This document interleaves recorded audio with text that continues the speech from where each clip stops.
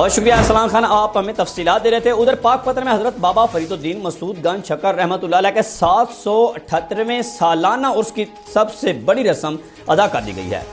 سجادہ نشین نے صدیوں سے جاری رسومات ادا کرتے ہوئے عقیدت مندوں کے لیے بہشتی دروازہ کھول دیا ہے۔ پاک پتن سے انوار بھٹی کی رپورٹ۔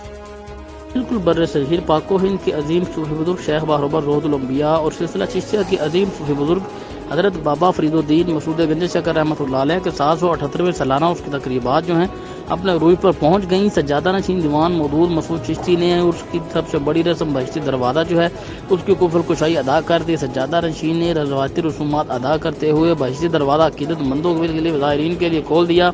اس موقع پر فدا جو ہے اللہ محمد چار یار حاجی خواجہ قطب فرید حق فرید یا فرید اور نعرہ تکبیر کی صداؤں سے گونج اٹھی۔ اس موقع پر ملک کی ترقی سلامتی و خوشحالی کے لیے جو ہے 2 دعائیں بھی کی گئیں۔ بہشتی دروازہ کھولنے کے موقع پر شاندار جو ہے آتش بازی کا مظاہرہ بھی کیا گیا۔ کورونا وائرس کے خدشات کے باوجود زائرین کی بڑی تعداد احاطہ دربار میں موجود ہے۔